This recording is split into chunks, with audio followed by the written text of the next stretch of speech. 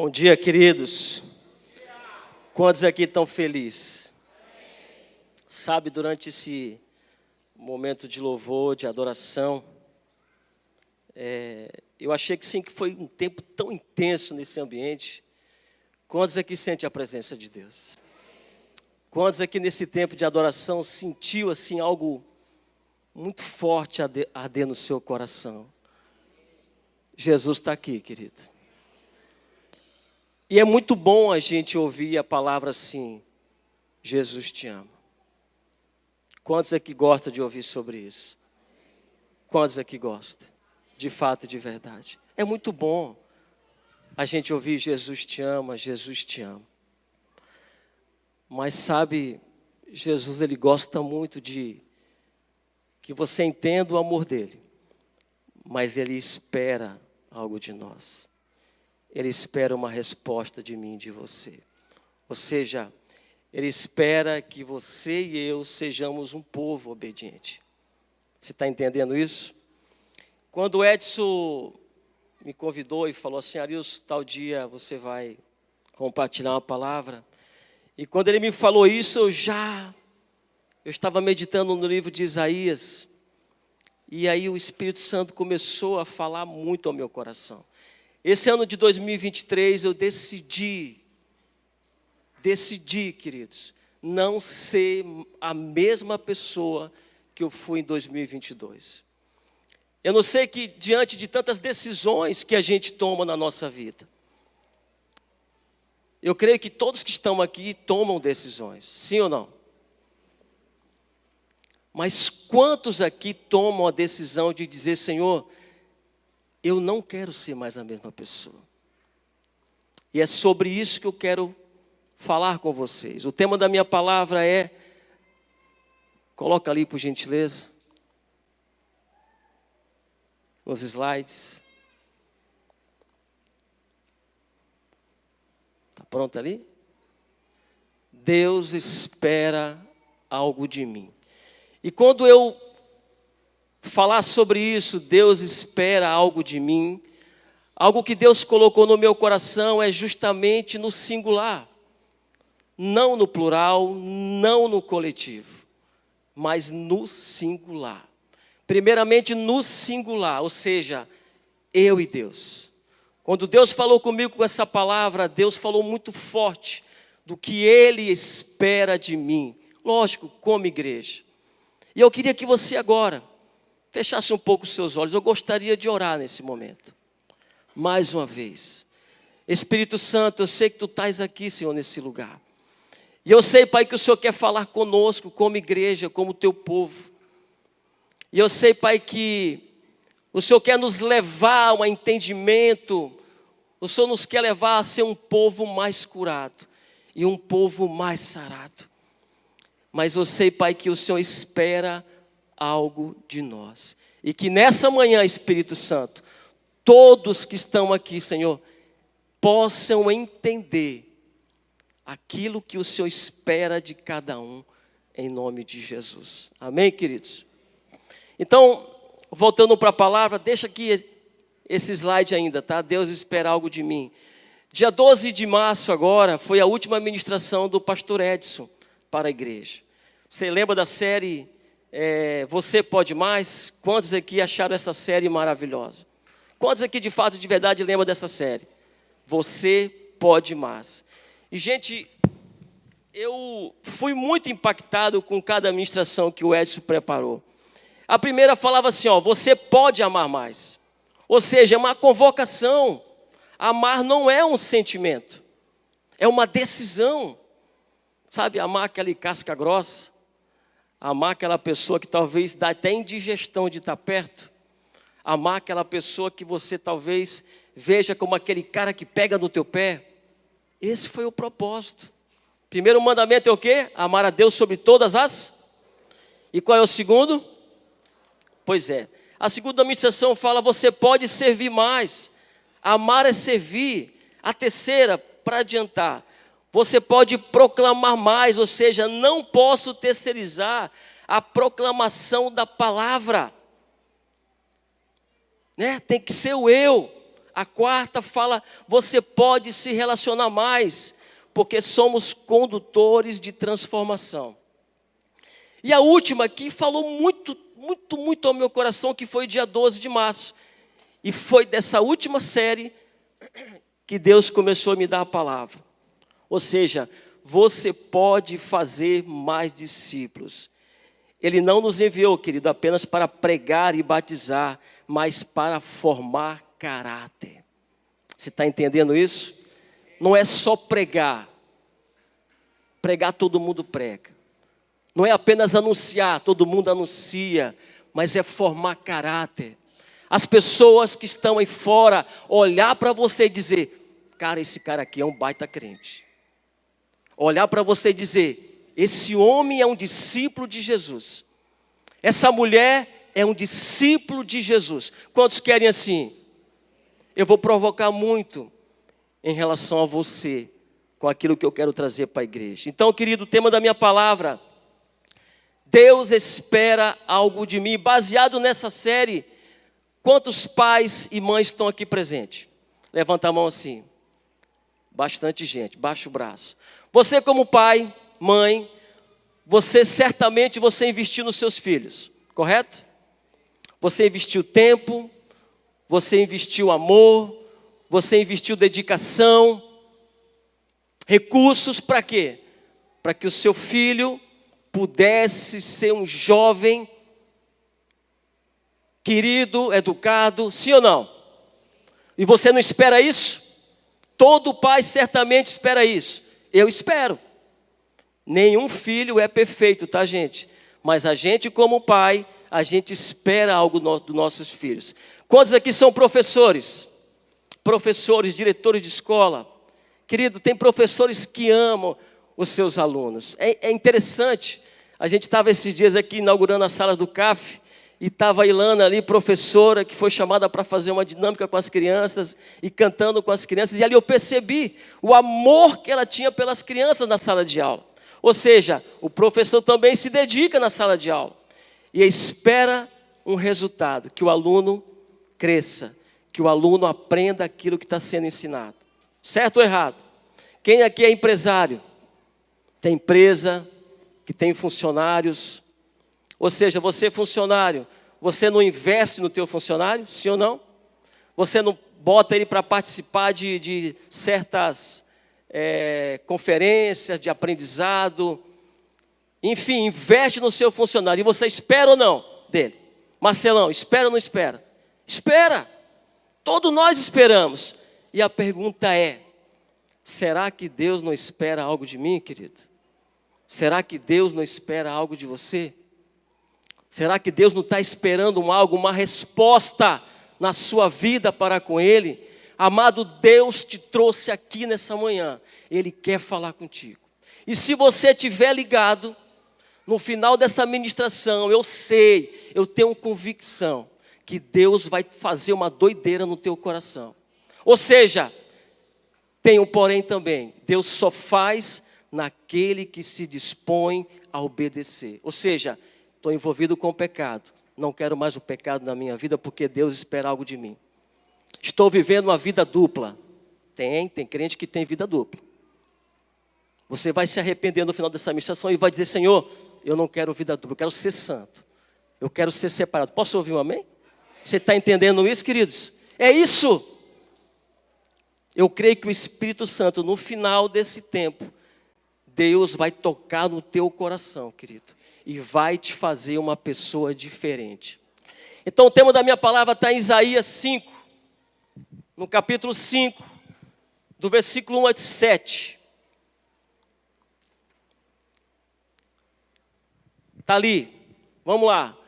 Cantarei para o meu amigo o seu cântico a respeito da sua vinha. Meu amigo tinha uma vinha na encosta de uma fértil colina. Ele cavou a terra, tirou as pedras e plantou as melhores videiras.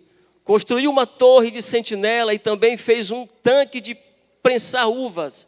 Ele esperava que desse uvas boas, mas só deu uvas azedas. Grava esse finalzinho aqui, ó, só deu uvas azedas. Agora, habitantes de Jerusalém e homens de Judá, Julguem entre mim e a minha vinha. Que mais se poderia fazer por ela que eu não tenha feito? Então, porque só produziu uvas azedas, quando eu esperava uvas boas. Pois eu lhes digo que o que vou fazer com a minha vinha? Derrubarei sua cerca para que ela seja transformada em pasto. Derrubarei o seu muro para que seja pisoteado.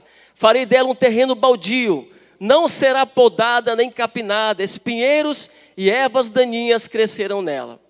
Também ordenarei as nuvens que não derramam chuva sobre ela.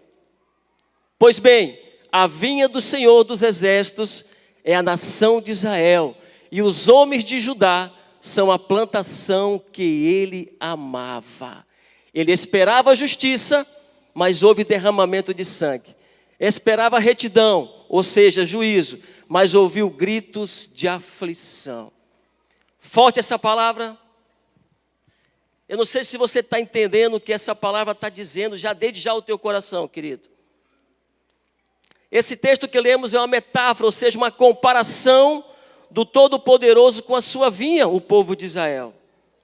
E o teor dessa parábola se refere ao desapontamento de Deus com o seu próprio povo, com a própria vinha que era improdutiva e cheia de iniquidade. Ou seja, ele plantou a descendência de Abraão em uma terra fértil e a favoreceu com inúmeras dádivas, e assim esperava que a nação de Israel desse frutos. Mas embora a vinha tivesse uma bela aparência, seus frutos eram azedos e inúteis. Querido, eu queria fazer essa comparação com uma igreja, aos dias atuais que a gente está vivendo. E este mesmo fato aconteceu com o povo de Israel há 700 anos antes de Cristo. E corremos o risco de, nesses dias, a igreja está passando pelo mesmo problema. Porque diz, querido, que a vinha do Senhor dos Exércitos é a casa de Israel, e os homens de Judá são a planta das suas delícias. Deus esperava juízo das pessoas e esperava justiça, mas ao contrário, respondia com opressão. Então, querido, começar bem e de repente estacionar, igrejas que começam bem e estacionam, pessoas que começam bem e param, tem acontecido constantemente no nosso meio. Você conhece alguém que começou bem com Jesus e de repente parou? Você conhece algum comentário de igrejas que começaram bem e pararam? Sim ou não? Certamente você conhece alguém próximo de você que começou bem, entregou a vida para Jesus, estava naquele fogo ali e de repente essa pessoa foi se esfriando e de repente se apartou da vontade de Deus. Querido, não é da vontade de Deus que a gente comece bem e termine mal. É da vontade dele que a gente comece bem, caminhe bem e chegue no final bem. Por quê, querido? Porque todos nós um dia vamos nos apresentar diante dele. E Deus esperava juízo e justiça. Sabe o que é que Deus me falou em relação a juízo? Sabe o que é juízo? O que é que Deus esperava juízo sobre a igreja? É o ato ou a faculdade de avaliar, de julgar o bem e o mal. O povo de Israel já não sabia discernir o bem e o mal. Será que você, como igreja hoje, querido, sabe discernir o bem e o mal? Deus esperava juízo. Sabe, eu tenho o meu avô. Ele, na época que ele era vivo e eu era criança, ele dizia assim: meu filho, o seu juízo está nos pés. Ou seja, eu fazia tanta traquinagem na época que eu era criança, que meu avô dizia assim: meu filho, você vai se dar mal. Eu não sei se alguém já ouviu esse comentário, que você criança, você perdeu o juízo, ou você como pai, você já falou para o teu filho assim: olha, você perdeu o juízo. Alguém já ouviu esse comentário? Sim ou não? Só o pessoal acima de 50 anos, na verdade, né? Só o pessoal de 50 anos, né? Então, querido, muitas vezes a igreja pode estar vivendo isso. E eu quero te chamar a atenção em relação a isso. Ter juízo diante de Deus, querido, é saber avaliar, é saber o bem e o mal. Por isso que eu falei para a igreja, tem muitas pessoas que vivem vida dupla. Na igreja, está vivendo em santidade, mas sai daqui desse ambiente, só Deus sabe o que está fazendo. Muitas vezes a gente esconde, na verdade, a gente usa máscaras naquilo que a gente está vivendo. E a igreja, o povo de Israel viveu isso. Deus esperava juízo e justiça do povo, e o povo respondia ao contrário. Querido, nós somos a igreja desse tempo. As pessoas que estavam aqui envolvidas ontem nesse ato com as crianças, foi algo maravilhoso. E o que é uma igreja forte? O que é uma igreja viver família ontem aqui? 170 pessoas, tá? Estava envolvida para que pudesse acontecer o que aconteceu ontem. Então a gente vê que realmente funciona. Quando nós como igreja decidimos nos unir, a coisa acontece, a coisa funciona. Mas vamos lá, Deus esperava justiça, qualidade do que está em conformidade com o que é direito, maneira de perceber e avaliar o que é justo. Querido, muitas vezes a gente, como eu falei novamente, a gente está vivendo para Deus, mas age de injustiça. E tem tanta coisa que a gente age de injustiça aí fora. Ao invés de sermos pessoas justas, diante dos nossos amigos, irmãos e família, a gente age com injustiça. Uvas azedas e inúteis tem a ver com caráter. São uvas incomestíveis, são frutas que ao saborear são descartadas. Alguém aqui já experimentou entrar num parreiral de uva? Alguém conhece um parreiral de uva assim que você, algumas pessoas até pagam para entrar e você colhe o que quiser? Alguém já experimentou isso? Então quando você paga para saborear, desfrutar, degustar daquela uva, quantos já experimentaram isso? Isso é maravilhoso, gente. Então você está pagando, não é verdade? Então você vai lá, pega aquela uva Itália, aquela uva grandona, maravilhosa, mas você olhou para aquele cacho e achou que aquele cacho era um cacho doce. Você pega aquela uva, bota na boca, mas você percebe que aquela uva é azeda. O que é que você faz? Joga fora? Sim ou não? Você descarta? Sim ou não? Sim. Por quê? Porque você espera que você talvez experimentando de outro cacho, você vai desfrutar de uma uva mais doce. Querido, isso tem a ver com o nosso caráter. Deus espera de nós como igreja que nós venhamos ser uvas agradáveis. Deus espera que nós venhamos ser uvas doces. O que significa isso? Pessoas relacionáveis. Pessoas que amam uns aos outros. Talvez você está vivendo um momento de estar azedo. Talvez você está vivendo uma pessoa que está reclamando o tempo todo. Tudo que a igreja está vivendo, você diz, olha, eu não consigo, não dá tempo, não posso, não consigo. Talvez você dentro de casa, você é maridão aí, você é um homem azedo. E a tua esposa, teu cônjuge, tua esposa, espera que você seja um doce. Mulheres, amém? Sim ou não? Talvez você, mulher, também ao contrário. Talvez você, mulher que está aqui também. Talvez você é uma pessoa que está ali reclamando o tempo todo, azeda, a ponto de ser descartada. Não, em nome de Jesus não. Mas Deus espera que você seja uma pessoa doce. Sim ou não? E muito mais ainda, querido, a igreja. Nós somos a igreja. Eu queria que você entendesse isso. Nós somos a igreja.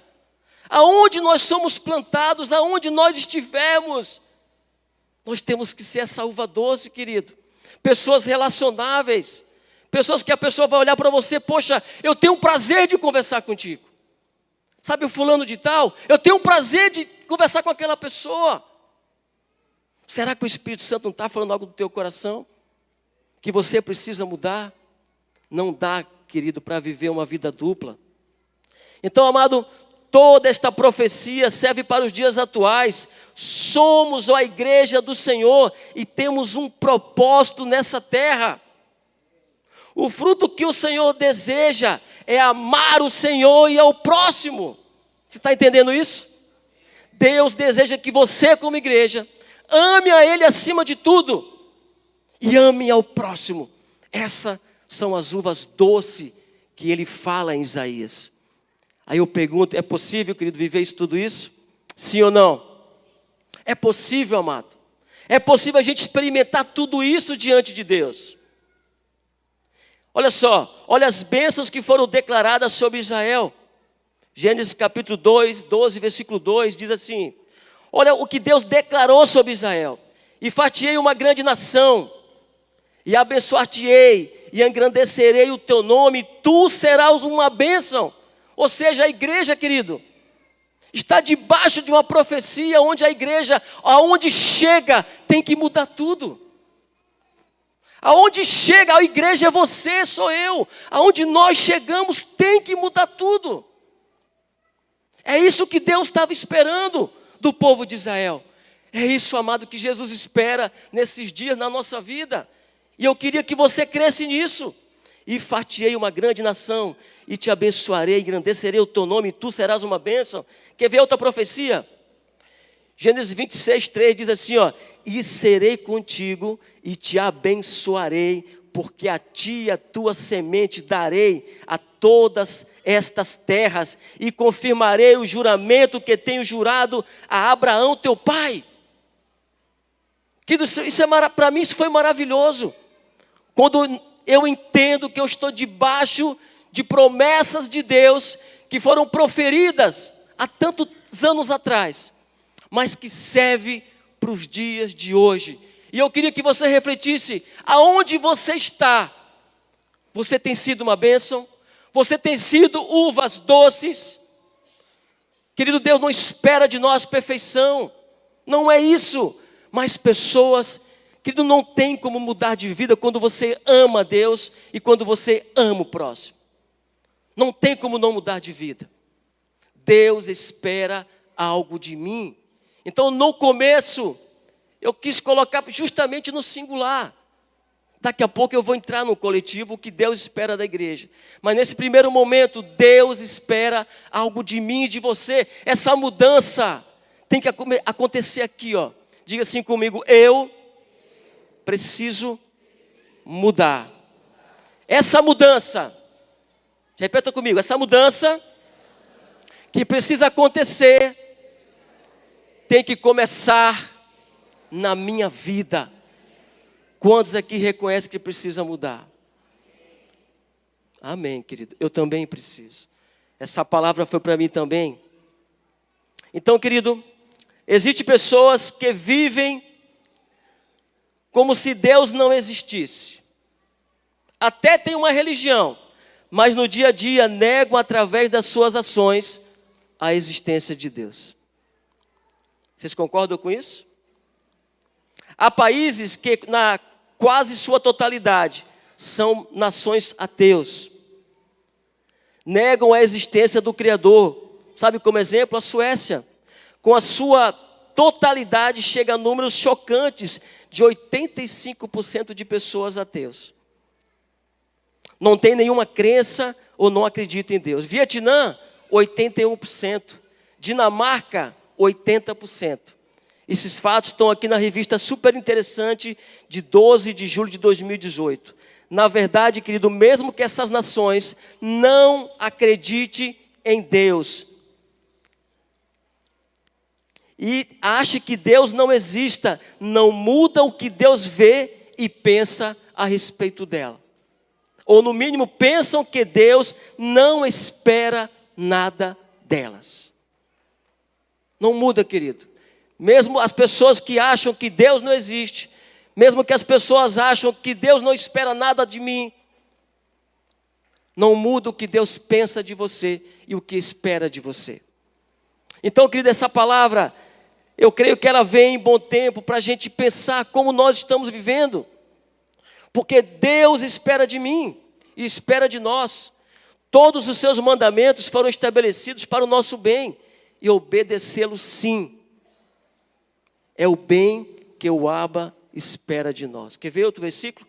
Deuteronômios 30, versículo 15 a 19. Eu não vou ler todos os versículos, mas diz assim, ó: vejam que hoje ponho diante de vocês vida e prosperidade, ou morte e destruição. Agora escolha uma vida, para que vocês, os seus filhos, vivam bem. Amado, não é só vir aqui no culto e dizer: Jesus, eu te amo, Jesus, eu te amo, Jesus, eu te amo. Sabe qual é a maior prova do seu amor para com Deus? É quando você está passando pela luta. É quando você está passando pelo vento. É quando você está passando pela prova e você obedece a Deus. Independente da circunstância, o teu coração está voltado a Deus. Ah, isso aqui é demais para mim, eu não estou entendendo. Não. Se a palavra de Deus está dizendo isso, eu vou obedecer. Eis que o Senhor nos propôs a vida e o bem, e a morte e o mal, querido. E nós, como igreja, nós temos que tomar uma decisão do que queremos ser na nossa cidade, dentro da nossa casa e onde a gente está inserido. Eu queria colocar uma ilustração. A vida cristã, querida, é como uma bicicleta. Quem subiu nela, quantos aqui já tiveram essa experiência de aprender a andar de bicicleta? Quantos aqui tomaram tombo? Eu tomei cada tombo. Tem pessoas que até hoje não conseguem andar de bicicleta. Mas andar de bicicleta, muitas vezes, até os tombos, a gente supera o medo e continua andando. Mas, amado, você subiu, a vida cristã é como subir de bicicleta. Se você começou a pedalar, você lembra? Pode parar? Sim ou não? Vamos interagir. Estamos andando de bicicleta, a gente pode parar? Não, porque se parar, o que é que acontece? Vai cair. A mesma coisa é a vida cristã, querido. Se você entregou a tua vida para Jesus, se você está andando com Jesus, você não pode parar. E é nesses momentos de dificuldades, de luta que a gente passa, é os momentos que de crises, que a gente consegue vencer, porque a gente está dependendo de Deus. É os momentos que a gente mais cresce diante do Senhor. Então lembre disso, querido, não pare. Ou seja, eu não sei quantos que estão aqui. Eu louvo a Deus porque você está aqui, você está ouvindo a palavra de Deus. E a palavra de Deus tem poder para mudar a nossa vida. Tem poder para restaurar a nossa vida. Eu não sei quantos casamentos que estão aqui, que muitas vezes o casal está pensando em se separar. Não sei. Mas a palavra de Deus tem poder, querido, para restaurar casamentos, para restaurar famílias por inteira. Restaurar a comunhão dos filhos com os pais, dos pais com os filhos. E eu louvo a Deus porque você está aqui, querido. Porque você está ouvindo essa palavra. Deus tem poder para mudar a tua vida. E como é bom poder lembrar da onde você veio. Uma das coisas que me faz continuar, querido. A minha vida com o André não foi muito fácil não, tá? Passamos por luta sim, por provações. Se eu dizer para vocês que eu não pensei em parar, muitas vezes eu pensei em parar. Mas eu digo: Senhor, para onde eu irei? Se só o Senhor tens as palavras de vida eterna. Teve um momento no meu trabalho, no batalhão, em que a gente estava em crise, eu e André. O Léo já tinha nascido. E a gente discutiu. E eu peguei minha mala e falei: André, eu estou indo embora. A gente não está se entendendo, eu vou embora. De repente aparece o meu filho mais velho, pequenininho.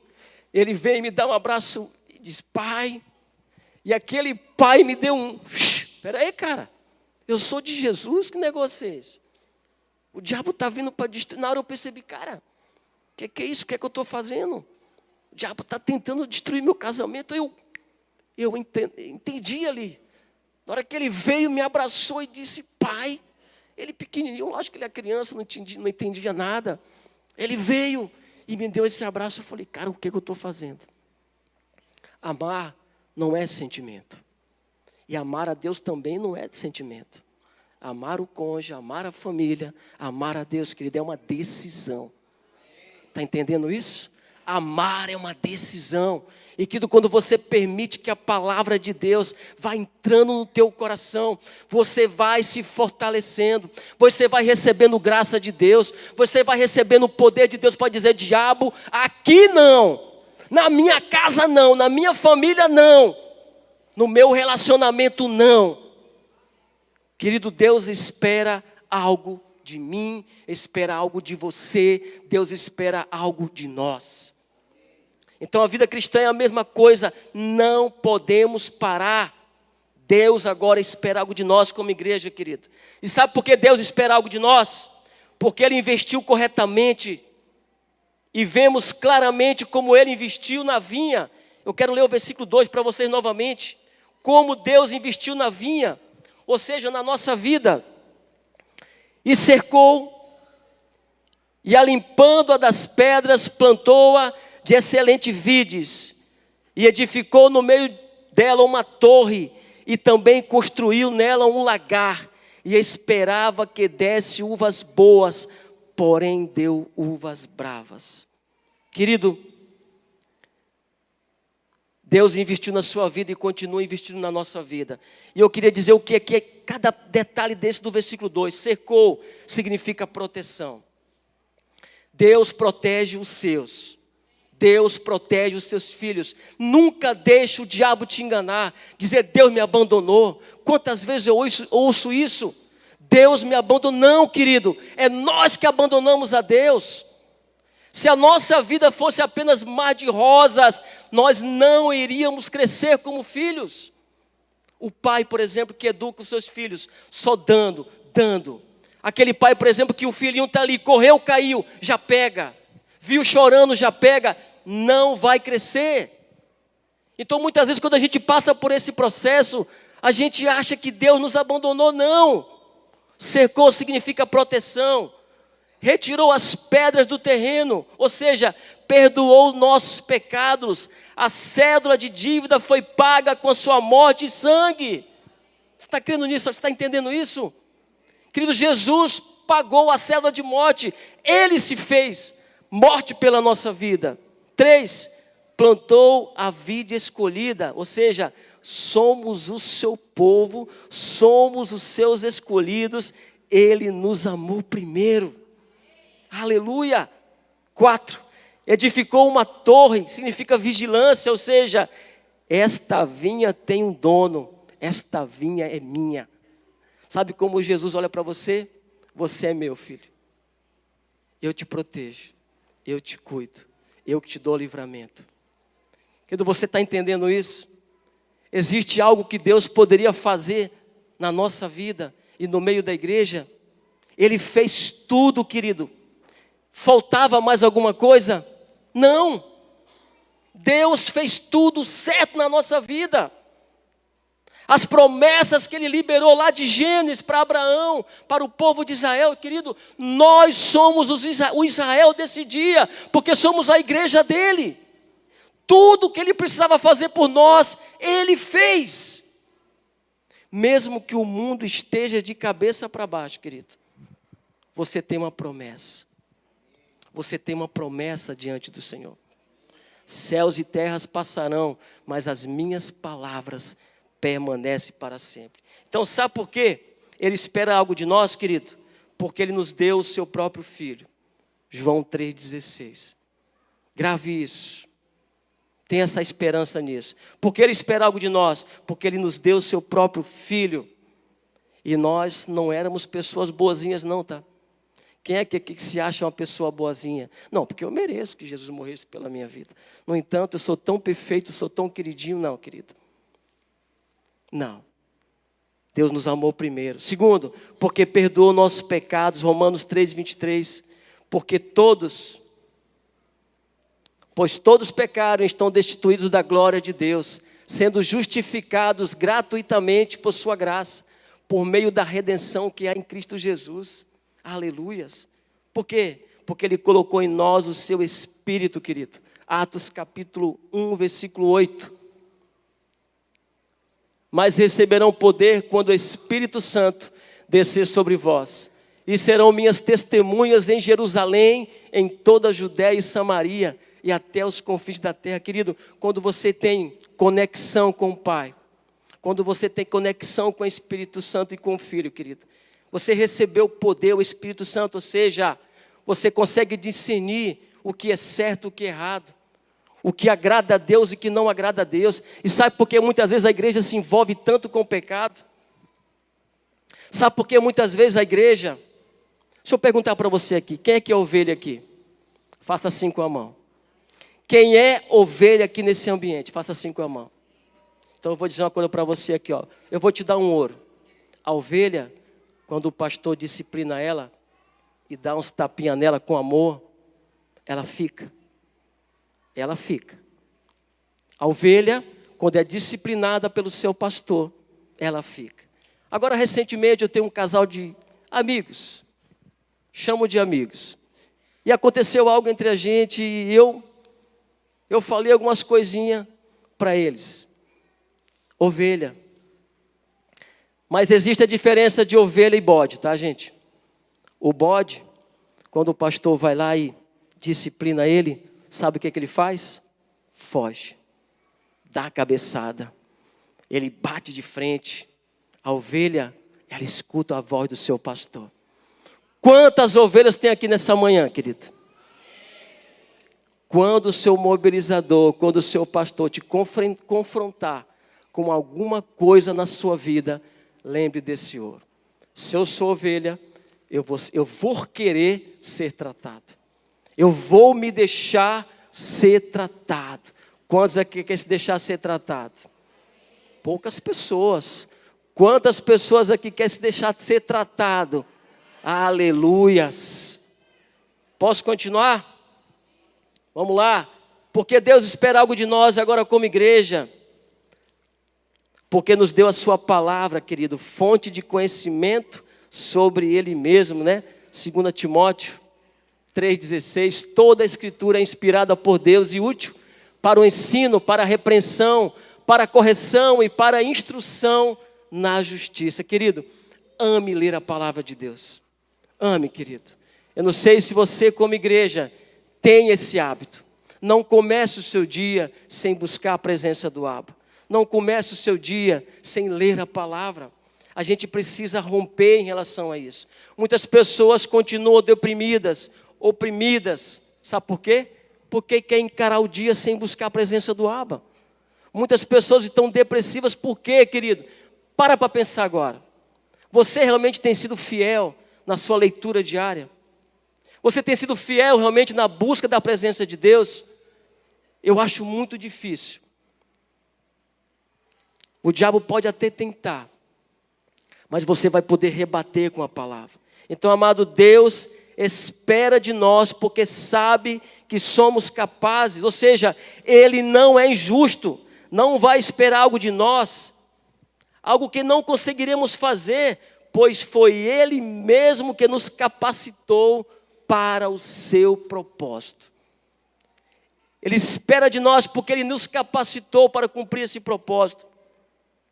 E o primeiro propósito é, querido, João 20, 21. Porque cada um de nós temos uma missão nessa terra. Que diz aqui, ó. Novamente Jesus disse: paz seja com vocês. Assim como o Pai me enviou, eu vos envio. Para quê? Jesus envia a igreja para quê, querido?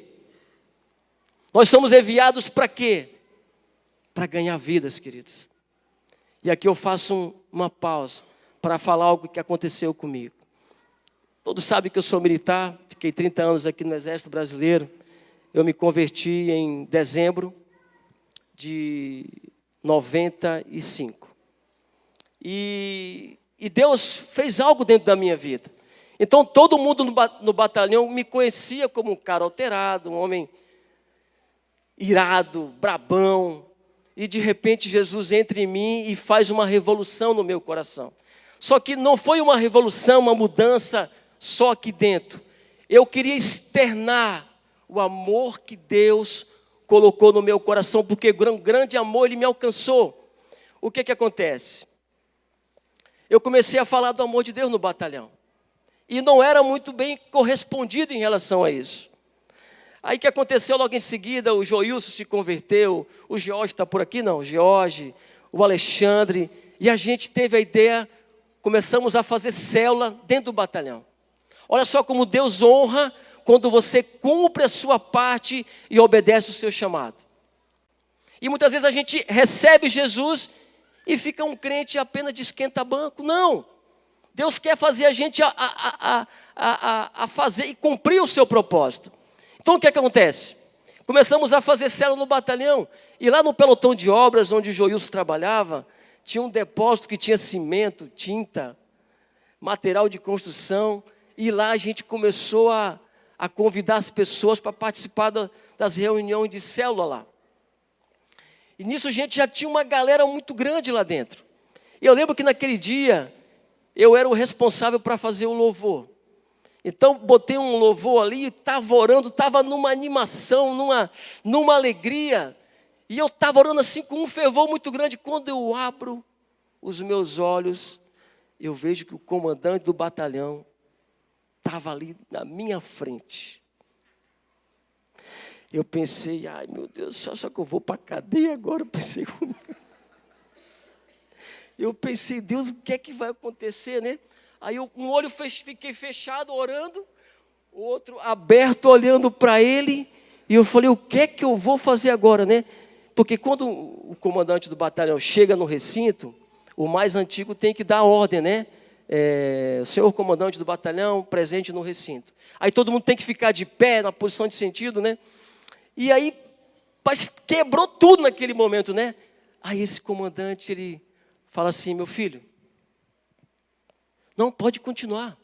Não para não, pode continuar. Aí quando ele falou, pode continuar, pai, abençoa o comandante, abençoa esse batalhão, abençoa, pai, o comandante, a sua casa, a sua família, seus filhos, cada companhia de fuzileiros e não sei o quê, não sei o quê.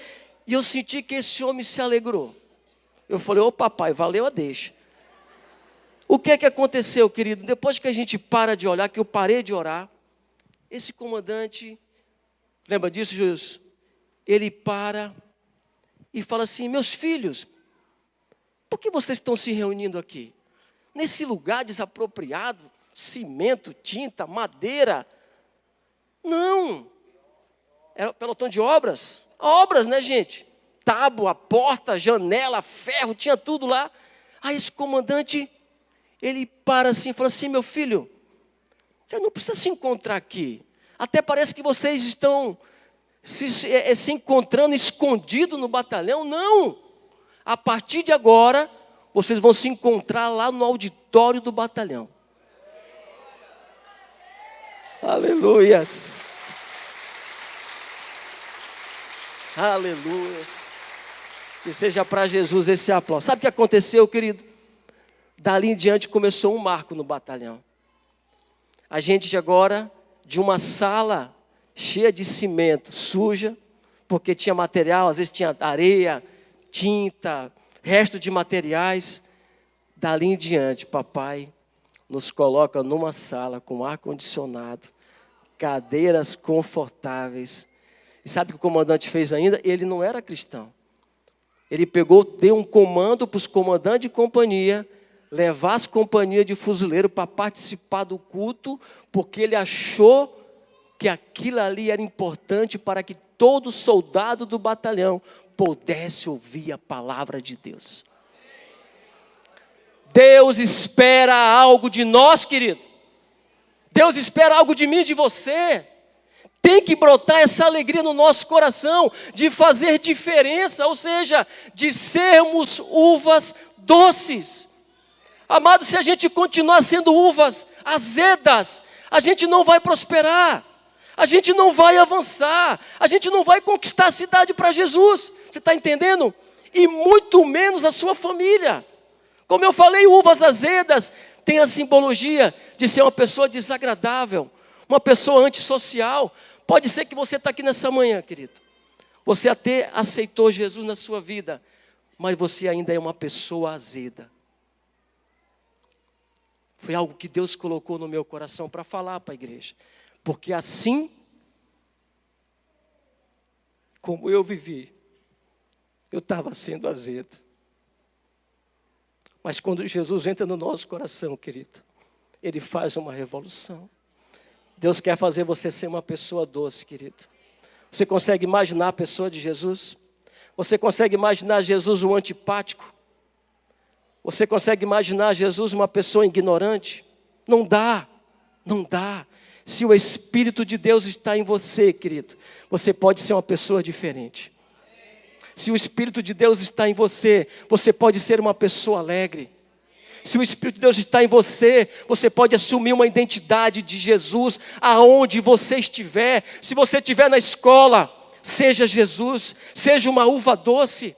Se você está no teu trabalho, no horário de intervalo, nós falávamos do amor de Deus, sim. Todos os dias, meio-dia, nós íamos para o Sebão. O Sebão era um campo de futebol que era cheio de mato, no final do batalhão lá. Um lugar meio que desprezível, esquecido. Era lá. Nós tínhamos trilhos, cavamos trilhos de tanto orar naquele lugar. Trilhos, de tanto clamar por aquele batalhão. Ao ponto daquele batalhão, nesse período que a gente serviu ali, né, Joilson? Ganhamos muitas pessoas para Jesus. Teve um comandante que o Joilson batizou ali, na piscina de criança.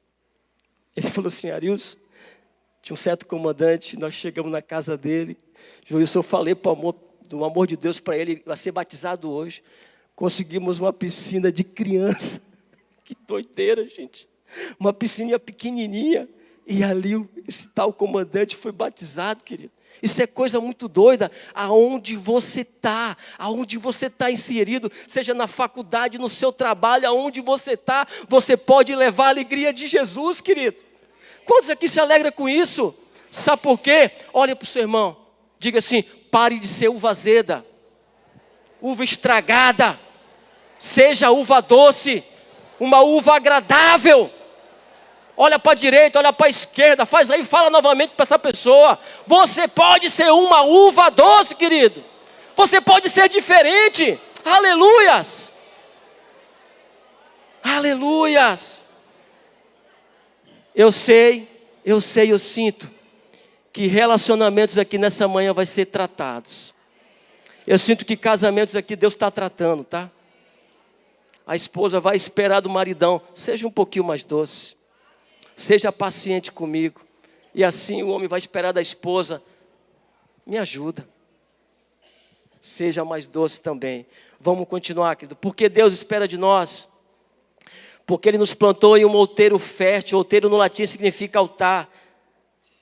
Altar é uma pequena elevação de terreno. E se você está em uma elevação, isso quer dizer que você está em um lugar privilegiado, onde tem uma visão ampla. Quando você aceita Jesus, você tem privilégio, querido. Você consegue enxergar coisas que você não enxergava.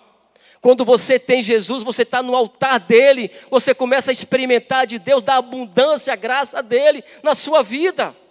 Outra coisa, porque Ele sabe que ao ouvi-lo e obedecê-lo, iremos ser excelentes, querido. Olha só, meu Deus, Pai, Espírito Santo, fala conosco nessa manhã, Pai. Não deixa ninguém sair daqui, Pai, indiferente. Espírito Santo, toca aqui na vida de cada um, Senhor, porque eu sei que o Senhor espera algo de nós. Aleluias. Tito 2,7 diz assim, porque Ele sabe que ao ouvi-lo e obedecê-lo, iremos ser excelentes discípulos. Vai pegando aí, pais, filhos, cônjuges, patrões, empregados, vizinhos, irmãos, cidadãos. Tito 2,7 diz assim, ó, em tudo seja você mesmo um exemplo para eles, fazendo boas obras, em seu ensino mostre integridade e seriedade. Será, querido, que você não consegue corresponder a Deus porque você não dá um mau testemunho no lugar que você está? Será? Será que as pessoas não são alcançadas no seu trabalho? Querido, eu fiquei 30 anos ali no EB.